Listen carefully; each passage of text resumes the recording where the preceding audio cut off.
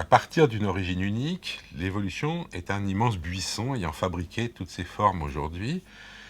Et en fait, quand on regarde le processus, deux lignées à partir d'une même population vont commencer à se fabriquer deux populations qui vont commencer à se différencier. Alors elles commencent à être un peu différentes, on va appeler ça souvent des variétés ou des races. Et puis quand elles deviennent de plus en plus différentes, on va les appeler des sous-espèces. C'est-à-dire qu'on aimerait bien dire que c'est des espèces, mais c'est pas tout à fait. Puis il y a un moment où on va dire, là maintenant c'est assez différent pour qu'on ait envie d'appeler ça une espèce, c'est-à-dire de lui donner vraiment un nom à elle et savoir la reconnaître. Ceci dit, les espèces, après, elles se regroupent en genre, en famille, en ordre, etc. Donc, il y a toute une hiérarchie de niveaux de diversité qui vont permettre de décrire la diversité du monde vivant. L'espèce, c'est un moment particulier où on a envie de donner un nom spécial à ce truc-là. En réalité, le mot espèce, à l'origine, chez Platon, désignait n'importe quelle catégorie d'organismes, par exemple, qu'on pouvait reconnaître. Et dans le langage de la plupart des gens, ça reste comme ça. Les gens vont dire qu'il y a plusieurs espèces de pommiers. Alors que les pommiers, c'est tous la même espèce, c'est différentes variétés, ou différentes races de pommiers. Et puis, les gens vont parler de la grenouille comme d'une espèce, alors qu'il y a des centaines d'espèces de grenouilles.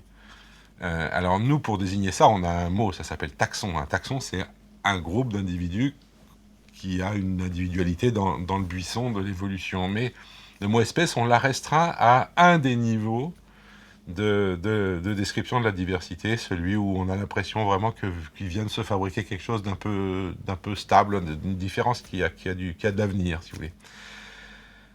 Mais en fait, il n'y a pas de vrai critère pour savoir ce que c'est qu'une espèce. Alors, on aimerait bien que les espèces puissent pas se croiser entre elles, mais en réalité, très souvent, elles le peuvent. Chez les plantes, c'est très courant, mais même, vous voyez, les lions et les tigres, maintenant, on a constaté qu'ils pouvaient se croiser entre eux, et que non seulement ils se croisent entre eux, mais que leurs descendants sont fertiles.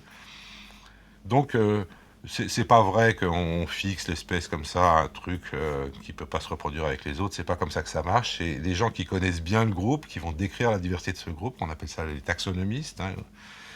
Eh bien, ces gens vont décider à un moment qu'ils appellent espèce certaines choses, et puis après, voilà, c'est un peu arbitraire.